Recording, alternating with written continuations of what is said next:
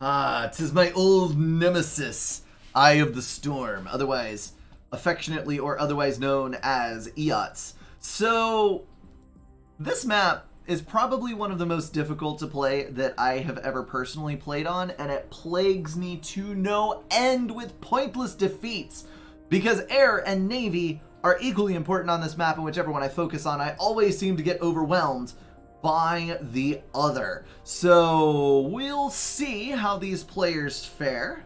Looks like we've got Staby Nice, otherwise known as Mad Mozart, rocking Cybrin on the bottom right, and Zlo as UEF of all things on the top left. Has anyone else ever seen Zlo play anything non-Cybrin? This is so odd. He's going to attack Move an Engineer out to the front out of a first land factory. Going to go 5 P-Gens into an air factory and do some other generally ill-advised things. I would imagine that that is going to translate into a first bomber build, but not first bomber build. First bomber out of the air factory. But then again, I underestimate. So this is definitely a build that I'm going to have to mark down for my own use on EOTS. What he is doing is he is going 4 mass extractors, 5 power generators, and dropping a hydro with the 2nd and 3rd engineer out of the factory. So when this hydro completes, he'll be able to run the air factory, and then he's also got 2 additional air factories on the hydro, which should put him in a really nice position. We got near power stall for Mozart, who is going to come out level just barely. Good lord, there's the power stall. And Zlo, on the other side, is going to be minus 17 to plus 2 to plus 22, with the hydro coming online just barely ahead of the stall. That is what a good optimized build order looks like. A well-optimized, good, comma, optimized build order. I can English, I swear. I swear it is true. So that's going to be 2nd air, 3rd and 4th, and look at the power spam that we got going on for Mozart. I guarantee you he is going to be going T2 gunships. That is his plan right out of the gate. If we control shift, you can see the mass distribution, which a lot of you will be familiar with due to this being a very popular ladder map indeed. That is going to... Wait. I gotta point it out. I gotta do it every time we're on this map, because there's always people who haven't heard. This totem is the key to the map. There is one on every shore. It is tiny, but though it be tiny, 300 mass! That is the single most important thing you can include in your build order. Okay, maybe not the single most important thing, but it is not to be underestimated. Okay, so now that we've done our obligatory totem on the beach lookout, we're going to take a look at what is going on. So we've got countering scouts from both players that are approaching the corners of the map so we can see what's going to be raided. We've got a T1 bomber out for Mozart. And that is going to be hunting for an engineer to kill, namely the one in the middle that is going after the reclaim and potentially a factory build. There are 4 rocks, each worth 113 in the middle. Definitely something that you should be going after. And it looks like the ACU is going to be building 1 naval factory and then potentially walking. A lot of times you'll see the ACU wander up here just to ensure that the mass is gotten. But the engineers, of course, are significantly quicker, and the 4 mass extractors are, while not game deciding, very useful to have. So we'll just have to see how these guys play it out. Up on the north side, we've got 2 Mantis with a dead scout versus a single Mech Marine. I believe that Mech Marine is probably outmatched. And then we have a Mech Marine over on this edge, which has completely and totally missed the engineer on that side. So true to form, Zlo is still building labs, even though he is a UEF instead of a dirty stinking Cybrin. So T1 bomber is going to get shot down, but not before it kills off no less than 2 engineers, possibly 3. I think that was actually 3 engineers. That's going to give a pretty hefty air control advantage to Zlo, who has paused his other air factory on the hydro in favor of a little bit of assistance and then moving on to brighter, greener pastures. Nyuk, nyuk. So the ACU is going to head out to the center, eliminating anything over on that side. We're going first sub from the Naval Factory versus first frigate on the other side. This is also going to be 3 air factories running for Mozart, so eventually he will come out ahead in air. It's interesting to see on a map like this both how little expansion and how few units there are, because you're just trying to eke the maximum amount possible from as little as possible due to how slow the expansion is on a map of this size where you can only access the edges. It is infuriating. Zlo throwing heavy assistance on his air factory there to the detriment of his power levels. I'm not sure why, considering that he is actually ahead in air control. It is an odd thing indeed. T1 bomber heading out across. That is going to pick up the NG there. Probably also going to kill the mass extractor with the bomber. Mech Marine is headed on this side, and then attack moves over here to just kill all units on the way. The air scout will be able to see that that Mantis is there, and then the bomber is going to move on to the mexes and radar on the island. This is some brutal air raiding from Zlo. Mad Mozart letting it happen for the time being as he pools up interceptors in the back, although at the moment it appears he is absolutely desperate for some power, and he's devoted all of his assistance to the Naval Factory in the bay. That is going to push frigates across to the other side of the map where they will be able to eliminate the build power on that edge, hopefully eradicating Zlo's ability to build Navy. Now, even though there is a sub in the water, subs are not the end of the world. They can be ground fired with T1 bombers. They can be torped out. They take ages and ages to kill a frigate.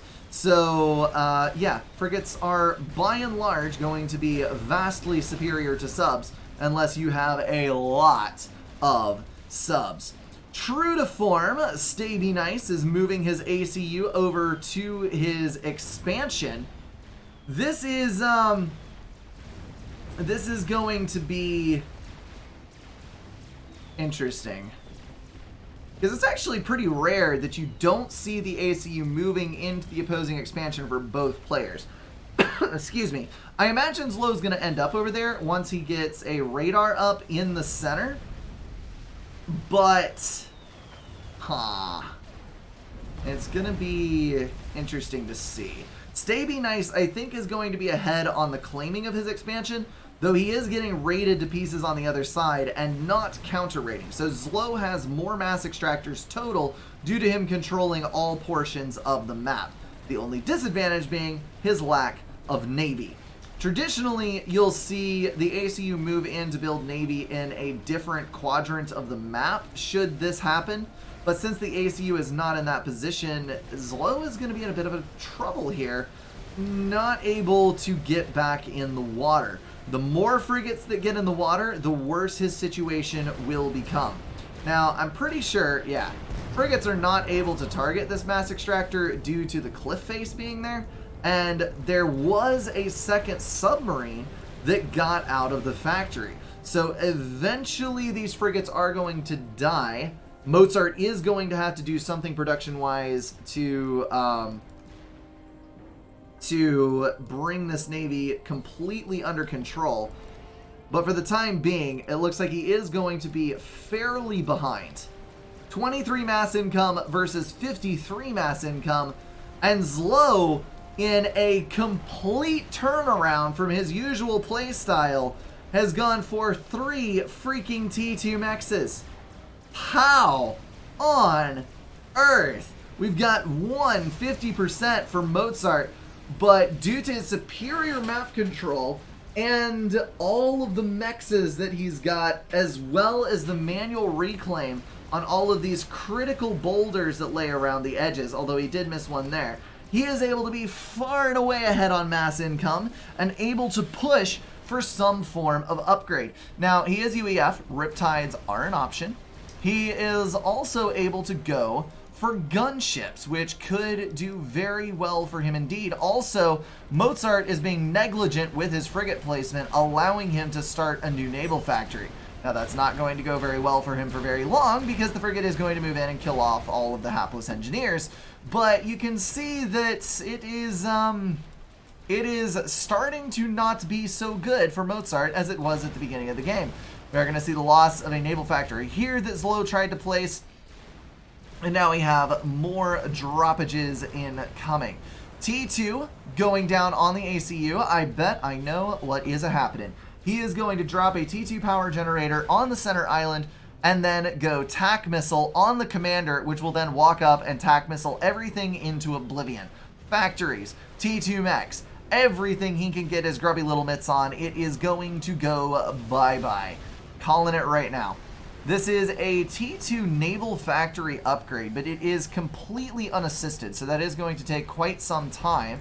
And then he's also got 3 tanks dropped on the expansion, ever taking advantage of even the smallest of opportunities to try and finagle his opponent out of a little bit more mass income. Right now, Zlo is still running roughly double the mass that his opponent is, 67 to, well, 41. I can't say double now, a 35% increase or so. T1 bombers coming in on the tanks, laying in a near perfect grid of damage to take out the front 2 and do half damage to the rear tank as well. T1 bomber from Zlo, of course, causing its own problems as the mass extractors continue to die in that expansion.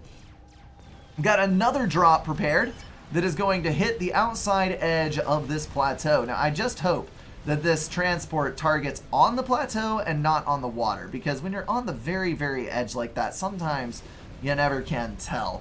And when a transport decides to drop non-amphibious units in the water, they just instantly KO, which can be a really high price to pay for a very slight misclick. Lots of naval production happening for Zlo as he is trying to get his numbers up to contest the water. That is going to be a completed T2 factory, likely going to go for a T2 engineer first in order to build a T2 power generator and such things. I am curious as to whether Zlo has scouted that. He definitely has, and he is now going for not the commander upgrade, but simply a tack missile on the front. That is, of course, going to be able to reach the vast majority of things in the base, I do believe. Yes. So he's just in range, barely, of the T2 mass extractor there. He can ground fire this factory, KO these factories, and tack missile the Cyber Naval HQ straight up, which is 2 tack missiles from death, by the way. Should be a feasible thing for him to snag. Looks like, on the other hand, Mozart does not have that scouted. So this is going to be a very rude awakening indeed. This would have been a much more even air fight had half of Zlo's Air Force not been out of fuel. Now that he is in range with all of his inties, it looks like it's still going to be a win for him. But had he not been able to draw those interceptors back into the fight there, that would not have gone well for him. The droppages are real, with a full contingent of artillery now moving into the power grid. This is not going to be a fun time for Mozart, as we're now seeing the 4th missile load into the chamber. Zlo is purposely not launching so that he can load in to the maximum and fire a barrage of missiles all at once. That is going to start right now, and the first target is going to be the T2 Naval Factory. I guarantee it. We got paused air factories all the way around as he focuses all of his production on this missile launcher that will hopefully ensure his victory. The first missile comes in and KOs the destroyer, as well as half of the HP on the factory. A desperate attempt at a T2 engineer is going to fail, as the only T2 tech available to Mozart goes down in flames. The next tack missile assuring the death, and then we have more launches coming in. I am positive going for the T2 mass extractor there, and then probably will continue to attack the build power and whatnot. let's say a little bit of a counter push up here that will surely be stalled by the well-timed T1 point defense on the north edge. And then we've got drops carrying engineers out to snag these expansions as quickly as possible. Now, I'm not going to say that all is lost. Never mind. All is lost. There is a T2 naval factory on Zlow's side of the map. He's completed his T2 mass extractor upgrades. He is in control of air. He is in control of land. And he is in control of Navy. I do not see any way that Mozart is getting out of this alive, and it kind of appears that he's walking his ACU closer for the more convenient detonation of his comm. Zlow has also gone for 3 additional T2 mass extractors on the outside edge of his base, and is probably also going to be snagging upgrades on others. I guess that I need to stop saying that Zlow is a straight up rush player, because he has shown in the last couple of tournaments a strange propensity for going T2 mass extractors. Maybe he is getting with the times on the economy shift that he's seeing, because the meta over time, especially on larger maps, has shifted much more towards eco than towards just straight monumental spam. So I think that he has definitely done well to adjust. Looks like Mozart is going to start backtracking with the ACU as anticipated. The factories begin to fall to the TACs. So the T2 air factory has been upgraded. We now have TAC missiles defense available in the main core of the base, which is going to be effective versus UAF, not gonna lie, because UAF does not have that advantage of splitting TAC missiles that Cybern enjoys so thoroughly. But Navy has now been wiped from the map. There is no more blue in the water, and destroyers are now being pushed out. So this T2 air factory is going to be of some use for the next couple of minutes until a cruiser comes into play for Zlow. I do believe the overall air numbers favor Mozart now, not counting the fact that the majority of Zlow's interceptors are on half HP or lower and critical fuel levels. So this is one of those few times where the fights are extended enough that the fuel capacity for the interceptors is actually going to play a part.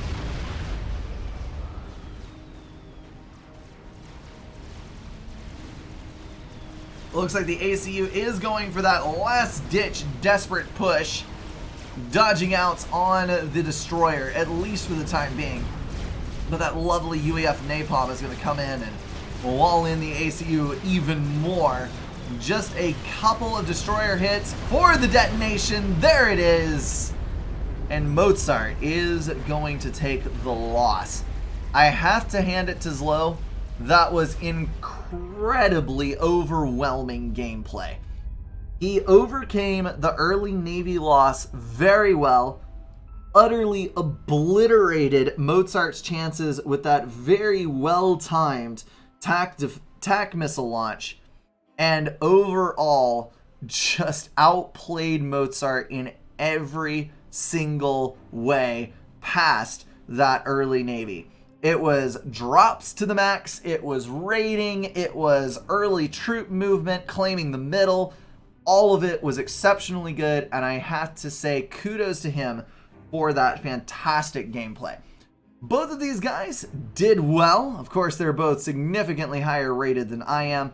Well played all the way around. I am gonna get out of here. All right, we are now down to the final losers bracket. This is round 7, and we are on Via 3 Protectorate. The winner of this game is going to go back to the winners bracket to face off against Blow Deer for the fight for first and second place. The loser of this match takes third place overall in the tournament, but from here on out, everybody is guaranteed a slot in the Legend of the Stars finals. Nexus versus Zlo. Zlo Cybern, as is traditional. He's getting back to his roots down here.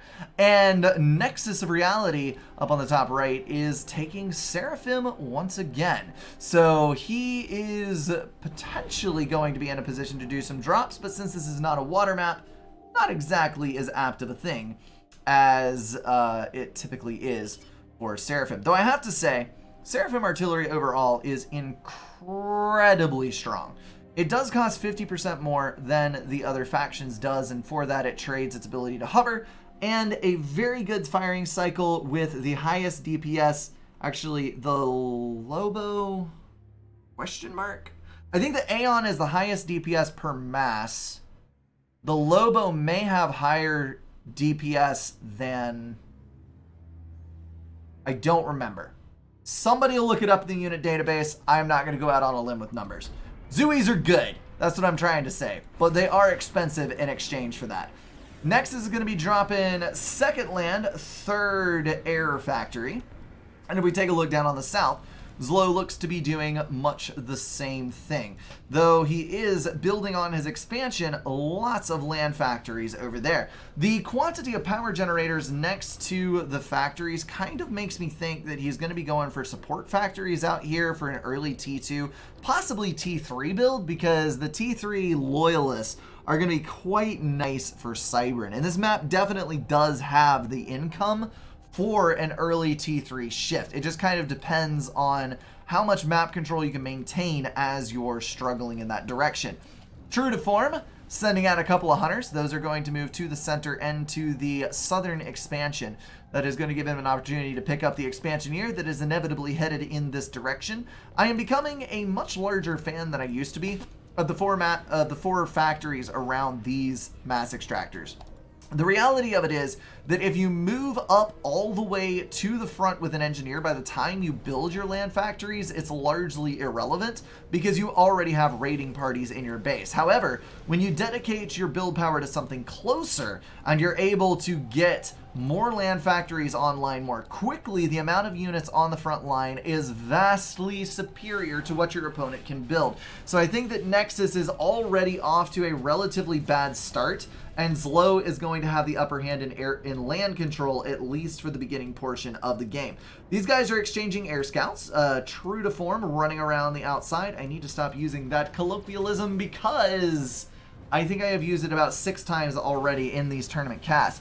There are anti-air turrets in the middle, so should you be one of those hapless bastards that sends the air scout up the middle on your first try, well, it's going to die. So always bear that in mind if you get on Duvaya 3 Protectorate. So on this map, here's your reclaim pattern. It is approximately all the reclaim.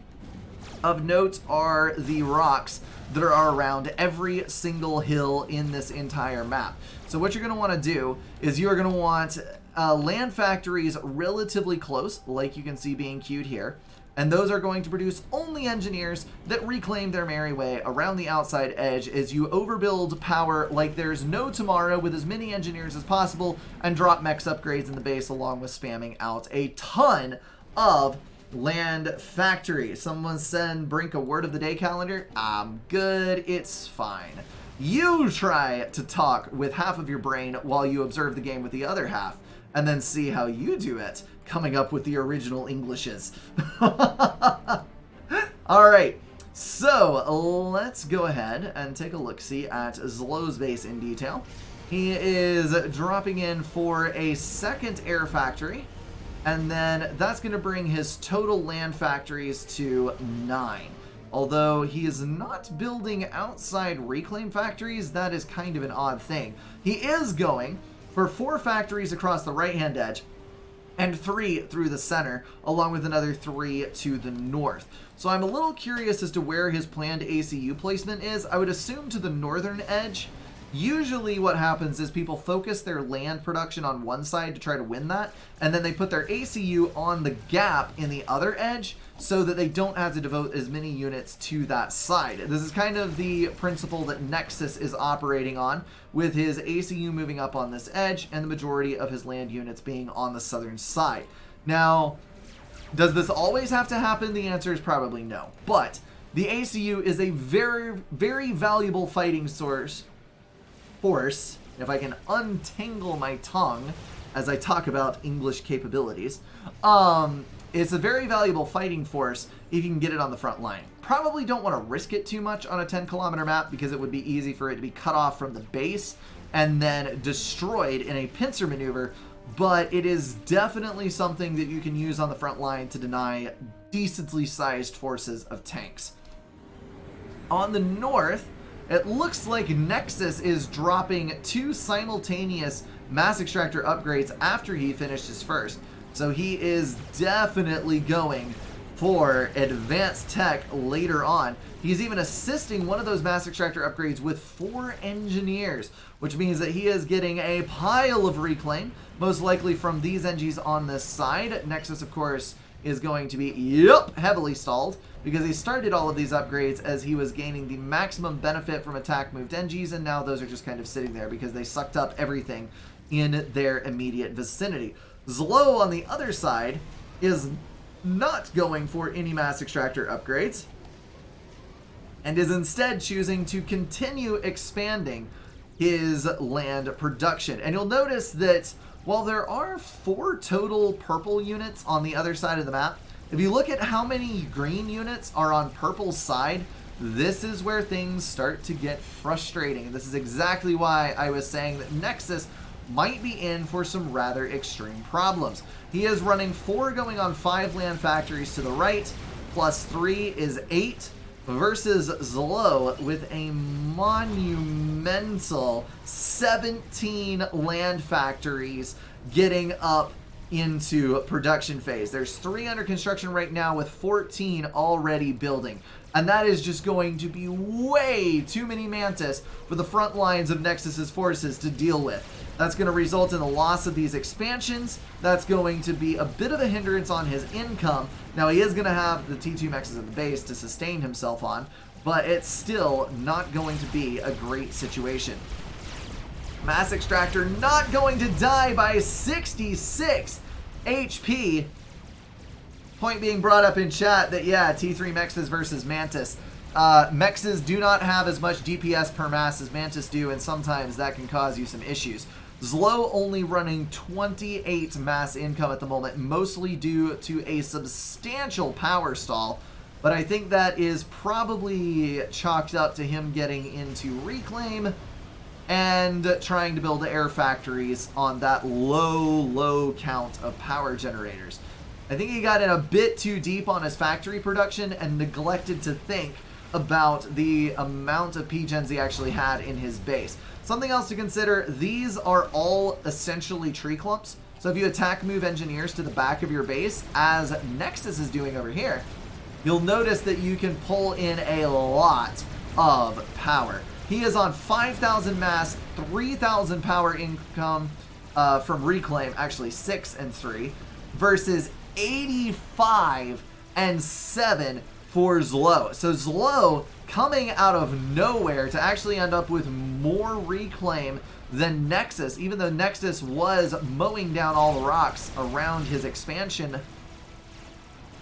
That is going to put him in a very good position because their incomes are close enough now that the total he has reclaimed is probably higher than the total that Nexus has gained from his mexes. Say that 10 times fast. Nexus gained from his mexes, Nexus gained from his mexes. Nah, I'm not even going there.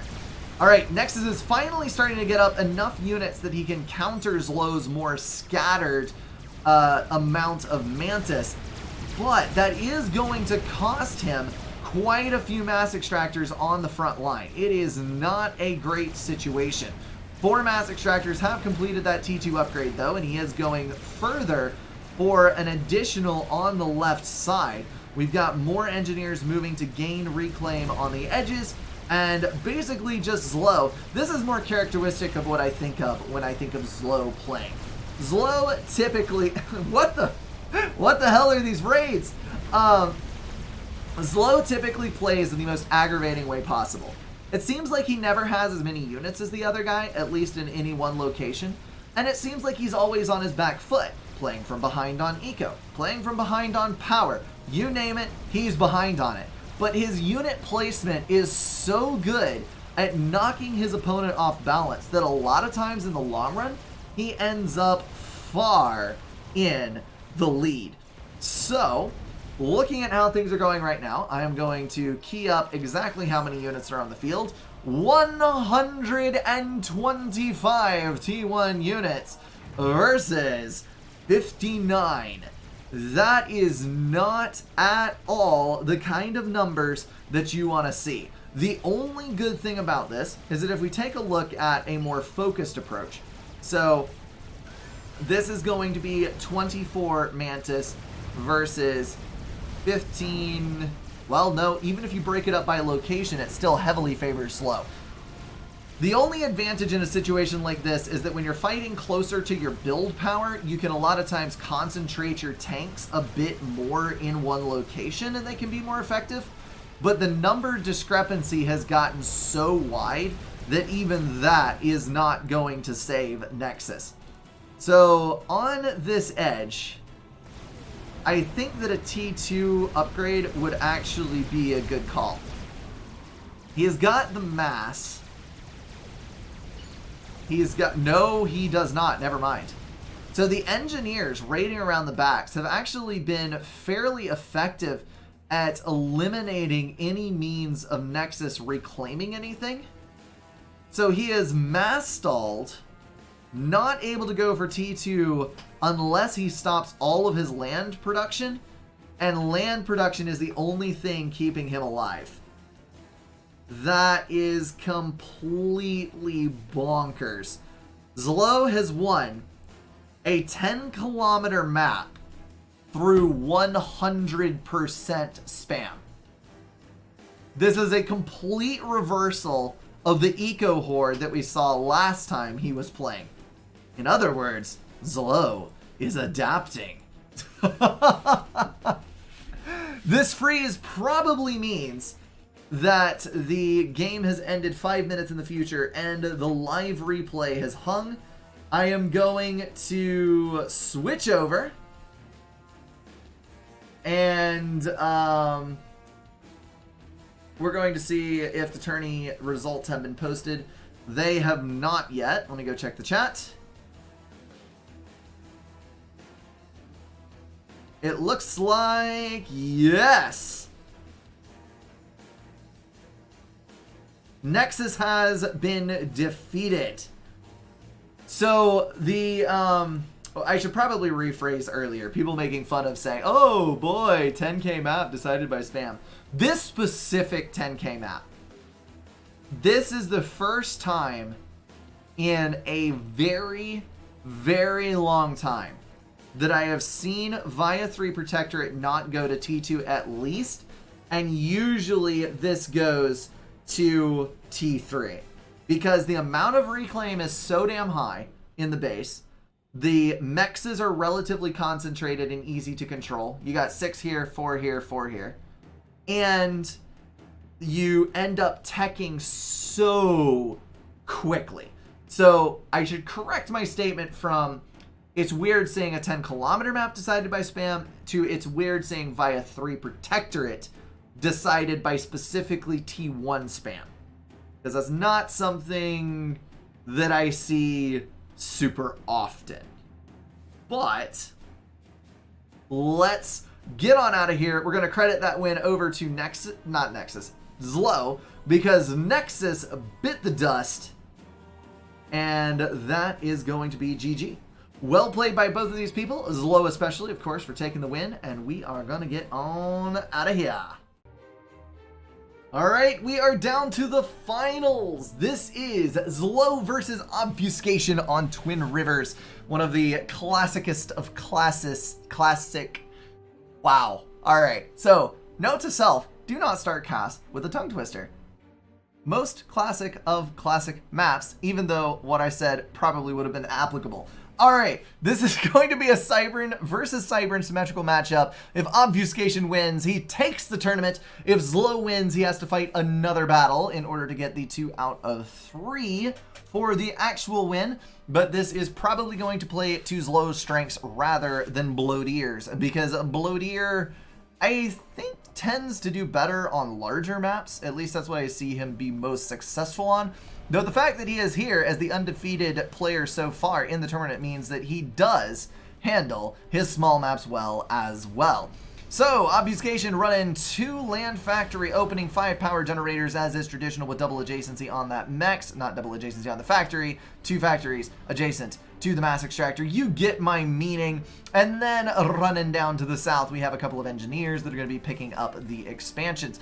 Now, due to the fact that the 6th unit from the factory, 5th unit, my bad, was not a Mantis, he may be about to lose some of his engineers because, as is tradition, Zlo has moved in with a hunter. There you go. See, I do have another turn of phrase that is not true to form that describes the same situation. I can do this. I can do the words. He is going to be running a hunter right up the center. But this Mantis is going to come into play just barely in time as the engineer tries to build random buildings in between himself and the hunter to save itself, but alas, it is not going to be enough. You might think to yourself, hunter killing 1 engineer. There is no way that that is actually advantageous, but you know what? That is such a critical engie that will delay this expansion by so much that yes, that is absolutely worth it. Moving up on the north, Zlo is going to be dropping in mass extractors around this side.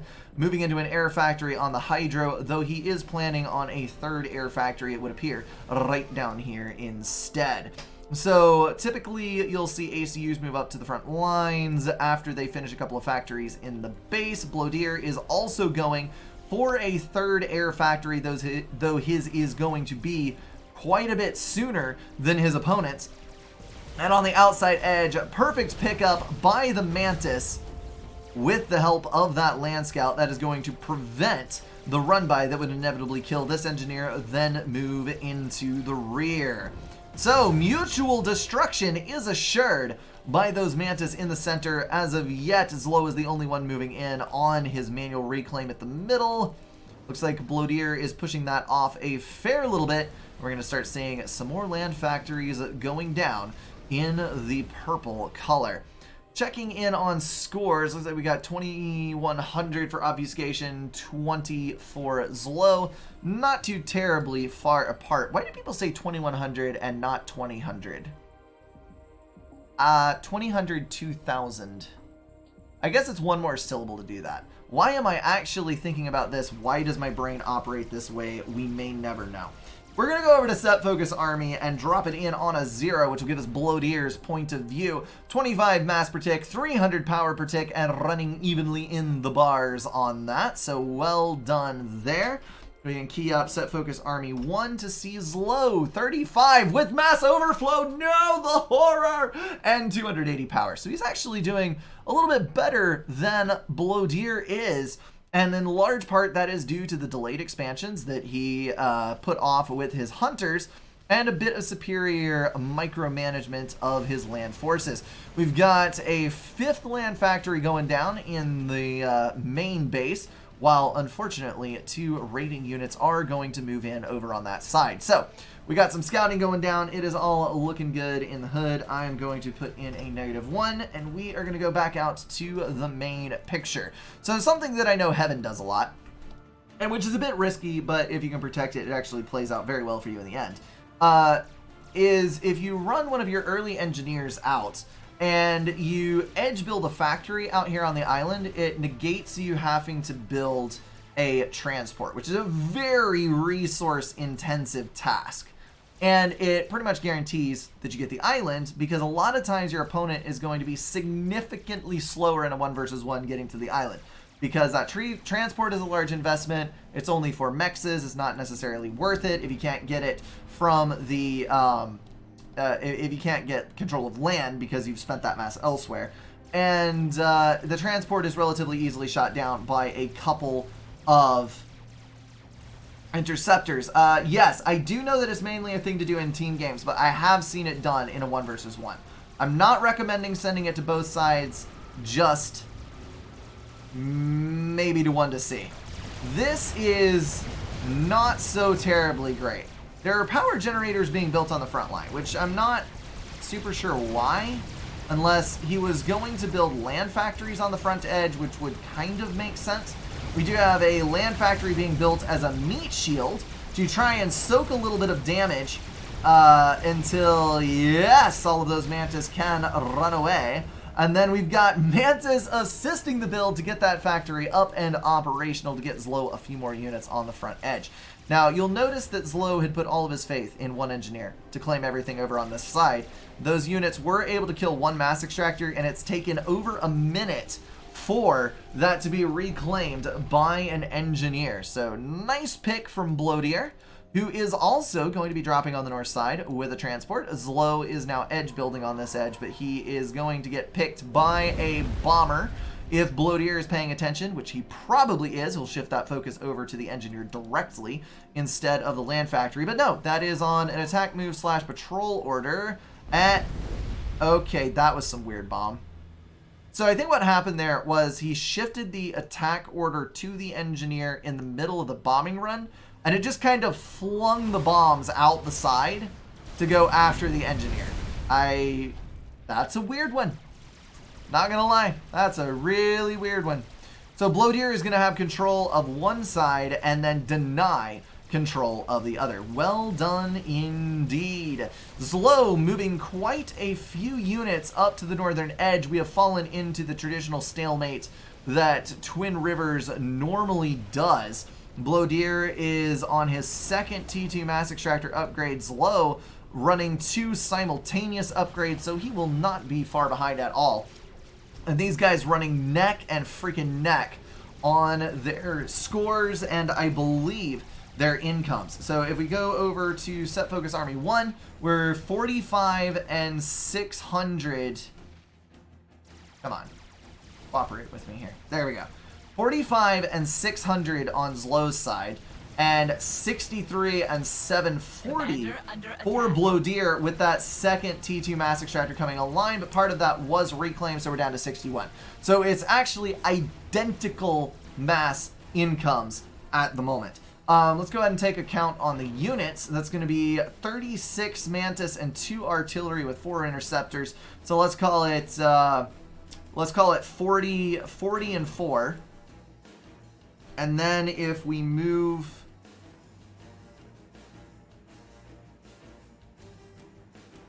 Why are we getting a pause? Interesting. Ah, there we go. If we get over on this side, that is 60 Mantis and 7 interceptors. So Zlo is slightly behind on mass income by like 6 mass. But he is far ahead in land spam, and he has the potential for air control as well, which is a really interesting thing to see. Now, the question is whether or not Bloatier will be able to overcome this with the extra mass that he's going to gain from this island control.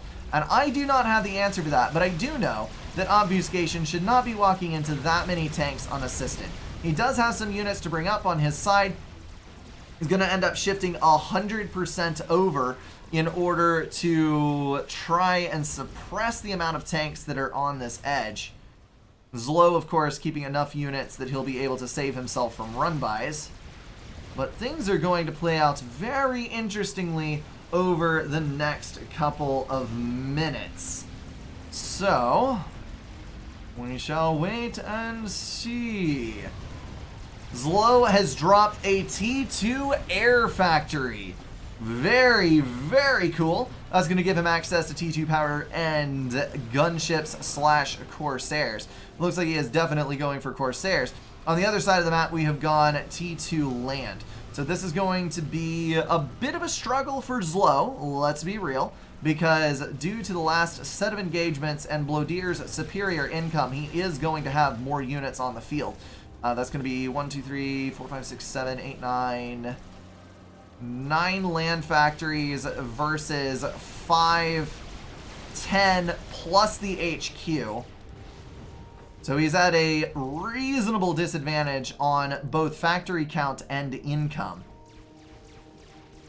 We'll have to see if he can make the T2 air work for him. So we've got 2 Corsairs dropping in. Those are going to be going up against a handful of interceptors. But there's the P-Gen Snipe, which is going to take out a substantial chunk of build power and critically injure a couple of tanks. That is a brutal, brutal thing to wake up to. Blodier also on the bad side of an air turn due to pursuing those Corsairs. He is probably going to lose air, and yes, indeed he is. Though Zlo is not going to come out as far ahead as he might have due to the T1 anti-air over on this edge. He has now got 2 more Corsairs that he's going to have to devote to firing upon T1 units. This is exactly what you should not be using T2 air for. Especially Corsairs, because Corsairs do not spread their damage as effectively as Janus do against units, but they also don't do the single target that the Seraphim bombers do, the Nothas. So they end up massively overkilling. You see, this Corsair friendly fired one, wasted 1,200 potential damage to kill 1 Mantis. Oh my goodness. They're just going to take for freaking ever to do anything useful. Zlo is now probably going to have to power through a T2 land factory upgrade to stay relevant, and he simply does not have the income to sustain this. Now, on the other side, we do see something really good for him. He's actually been able to stage a run-by, and that is going to be on the core base, which contains 4 T2 mass extractors. He was also able to snag the 2 mass extractors on the outside edge. Very, very interesting. But is it enough? That is the question. Let's go ahead and take a look back at the incomes. So Zlo is currently rocking 57 on 1K power income. Blodier on 75 with 1100 power income, and his ACU is in dire straits. Zlo may be able. Oh my goodness, he is gonna take the cheese victory with Corsairs.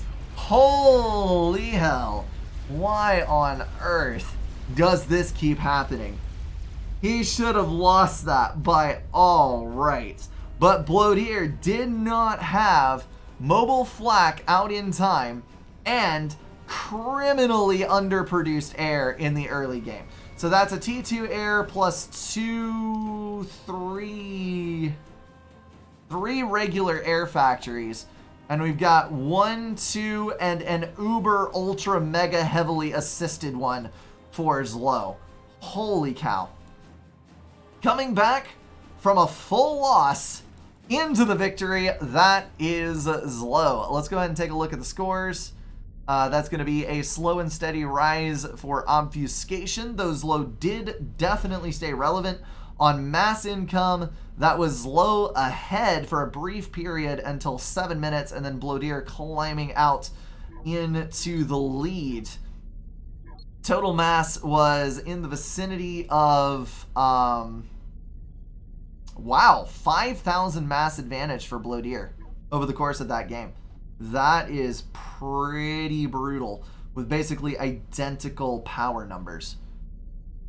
My goodness. So land units built, obfuscation built 50 more, 5 less, 5 more air. Interesting. So Zlo, wow. Zlo getting the better turn on Blodier actually ended up deciding that air game and leading to the victory on that. And then for structures, obfuscation was way ahead, but that doesn't really matter. Yeah, Zlodier. My brain is getting tired, all right? I'm sorry. This is what casting does to me. Very good game. Well done, Zlo, coming up from the rear and winning that one. Well played by both sides. I'm going to bail, and we are going to get on with the final game of this qualifier. We're up to the final. This is to decide first and second place. Whoever wins this one takes it, along with, I believe, what is a $50 first prize.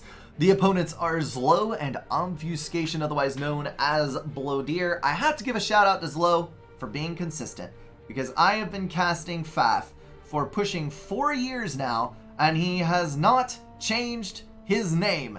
And that is something that needs to be lauded. Okay, Bermuda Locket. Let's get into this map. It is a big one. It is also completely covered in rocks, as you can see from the reclaim graph, and this map is typically decided by a combination of the expansions being claimed by either party and the Navy up the middle. Very rarely does it end in any kind of deadlock. Usually you end up rushing. It's fighting frantically all over the map, and then suddenly complete collapse of one side through a variety of factors. So I am looking forward to this game. It is likely to be a good one. Let's pay special attention to the build orders, because build orders are always important, but especially so on a map that has as much reclaim as this one does. This is going to be a first land, second air, but you'll notice that there are a hell of a lot of power generators going down. And that is because there's a lot of mass to spend. Also notice that there was no mass extractor built by the ACU. It is strictly power generators. And again, that is because you have a stupid amount of reclaim next to your base, and you need to get air quickly. So Zlo is going for an even more extreme version of this. He is actually reclaiming all the way around the outside edge with a couple of engineers. There are your hunters going out, as we do, because you apparently cannot play a game without building hunters. And Zlo is going to heavily assist an interceptor, probably followed by an air scout. Yes, unassisted, as he shifts over to power generator production with 15 build power and shifts out for mexes with the rest. So that is going to hopefully prevent any early incoming bombers and go after transports. And there we go. Now he's on the move. Good deal. So on Blowdeer's side, Jaguar, I am not going to ping anyone. That is not happening. Let's go in. This is going to be transport with 4 engineers, I believe. Yes, transport with 4 NGs. Finally getting on to mass extractors as Blowdeer continues to power down on PGens. This Indy is going to move in on an intercept path. Did not get a lock, and that is going to cost Zlo heavily. He might have actually been able to shoot down that transport had he stuck with that, but he instead chose to change directions, was not paying close enough attention to his air scout. That is going to give 2 NGs the drop on this side, and then 2 NGs the drop on the other. Though the hunters that I have made fun of so many times in this game are going to be quite handy indeed, as they should be able to knock out the engineers before they can build anything. The question is whether that is going to be in radar range and whether Zlo changes directions. Yes, he has changed with one of his labs to go after those 2, and then the other lab is going to move up on the others. So interceptors in, that is going to take out the transport. And we have a bomber out as well, heading over to the expansion to try and help lock things down. Zlo is also going for his 3rd air factory. Again, I say air is critical on this map. Obfuscation only on the 1 and not building nearly as much power. You can see Zlo just skyrocketing in score, in power production, in air production. He's already going for Navy. I think Blowdeer was banking on the success of this expansion in a big way, and it has not played out for him as he thought it would. Zlo still operating without all of his core mexes due to the amount of reclaim that he is able to grab. Let's go ahead and drop into the views and see what is going on. This map largely comes down to a reclaim battle in a ridiculous way. Let's go ahead and zoom in on the 0 tag. That is going to be Blowdeer's point of view. Rocking 17 mass income, 3,000 reclaimed, and 380 power versus 2,500 reclaim, 23 income, and 400 power. So that is looking like 25 for 3, 19 for 32. So Zlo was definitely off to a speedier start, but it looks like Bloateer has been able to normalize to some degree, or balance, I guess. And it is not going to be quite as bad as I thought it was initially. Very interesting to see two diametrically opposed philosophies going head to head. That is essentially rush to the max versus eco and guarantee your expansion to the max. It's an interesting play.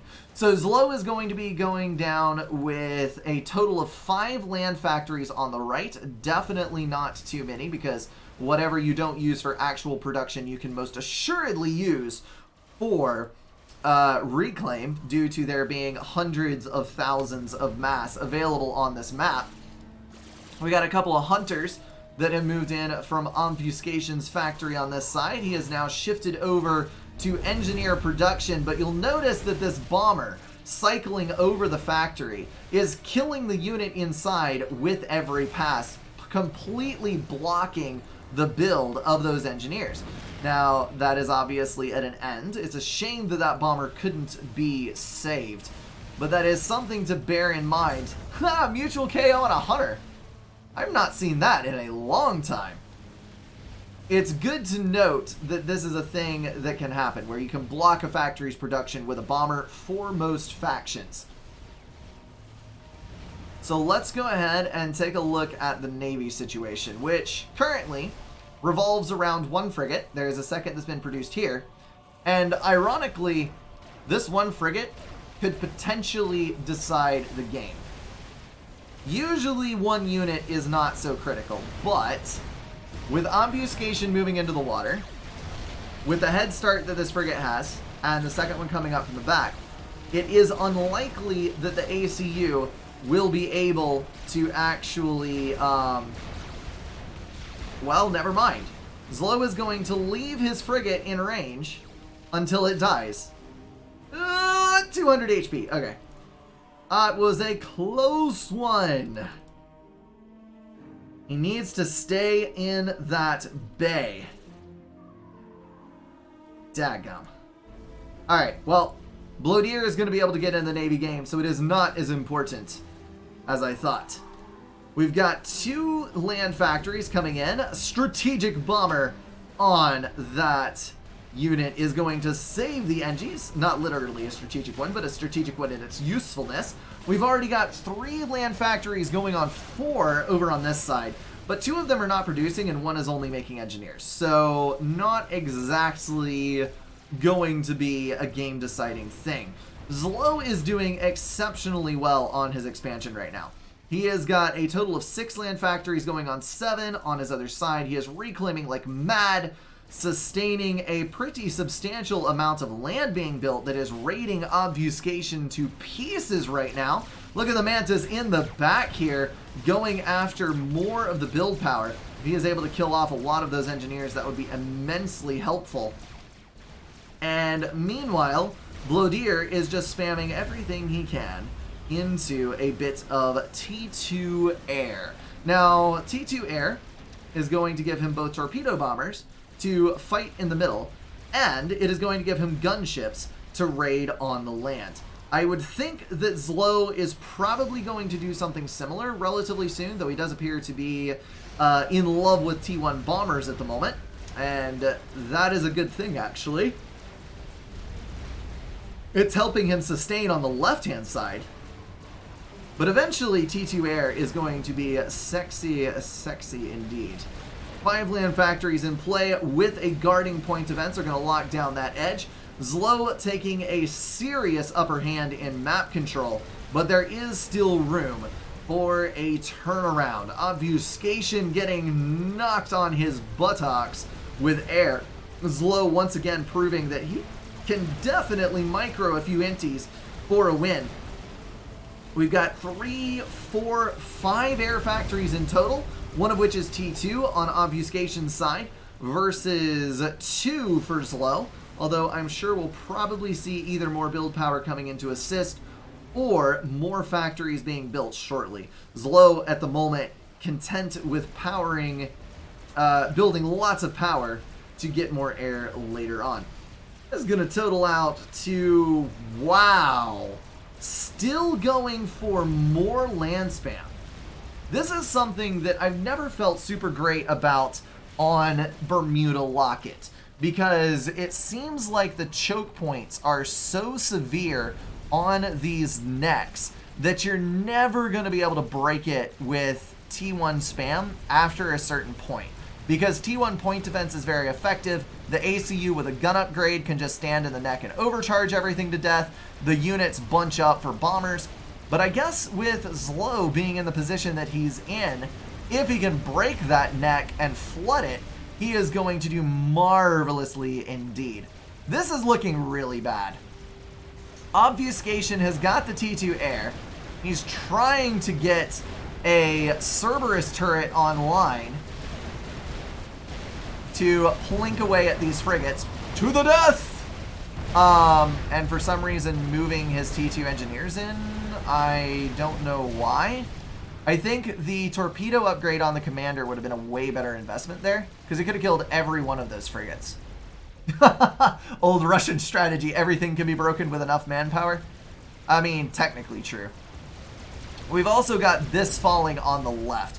Zlo has basically wrapped up land control, sustaining enough air control to be a pain in the buttocks with bombers, and has taken a substantial hold on the Navy, as well as going for a T2 naval factory, and finally a T2 air factory. So this is rapidly looking very bad indeed for Obfuscation. However, I hesitate to say that it is over, because there is just a tendency for games like this to swing to ridiculous degrees. I said that he was holding air control. Zlo held air control long enough to be a pain in the butt with the bombers. He has lost air now, and that could potentially be very bad for him, but the damage that was done by those T1 bombers was incredibly substantial. Let's see if Blodier can monopolize on this air game. We're going to take a look at his income, 39 and 1400 versus 90 freaking 1 and 1500. That's going to be 15k reclaim versus 19k on Blodier's side. How on earth does Blodier have more reclaim than Zlo? Look at the map control differential and tell me how this is possible. I don't get it. Unless his side of the map is just substantially more clean. That's got to be the answer. Let's take a look. That is... Okay, so Zlo has been reclaiming scattered mass, and Blodier has basically swept his entire core clean. So as far as mass income goes, Zlo is probably a bit ahead, but not as much as you might think. This is an interesting drop. Are you going for T2 Navy on the outside? He might be going T2 Navy on the outside. Corsair in the base, going after the P-Gen. There is no way that that is going to be stopped by interceptors in time. That is going to detonate, taking a large amount of build power and power with it. That is going to hurt Blodier like hell. And there we see the epic targeting of the Corsair, doing 1400 damage on the first pass and like 600 damage on the second pass. But another Corsair comes in to clinch it, so it doesn't even matter. Destroyer moving up through the mid. That is going to be able to hit from range and desecrate the homeland of Blodier. We've got the T2 support factory on the outside. That is a wrap, as long as Zlo can stay alive, and it appears that he has. Obfuscation taken the ditch. That gunship is not going to be enough, and Zlo is going to take the win. T2 P-Gen has 1800. I thought it had 2000. Was I mathing badly? I was probably mathing badly. I'm sorry. 1,200 damage. My bad. I read that way wrong. Way wrong. Okay. Well, that was an interesting one to end the tournament on. Zlo coming back from the loser's bracket in order to win due to his overwhelming show of force in this game and sniping with maximum cheese value in the last one. It was pretty freaking good. Enjoyable games to watch all the way around. Well played by everyone in the tournament. But of course, mostly so by Zlo. I hope you guys enjoyed this one. I definitely did. It is good to see good players come out in force. You can learn something about builds. You can learn something about playing. Hopefully you can put up with my terrible commentary for the time being. And with that, I am going to bow out. That is going to wrap everything up for this video, guys. If you enjoyed it, feel free to drop a like and share it with someone. If you want to support the channel, catch the streams, or join the Discord, check out the links in the description. Thank you all for being at least partially insane, and I will see you in the next one.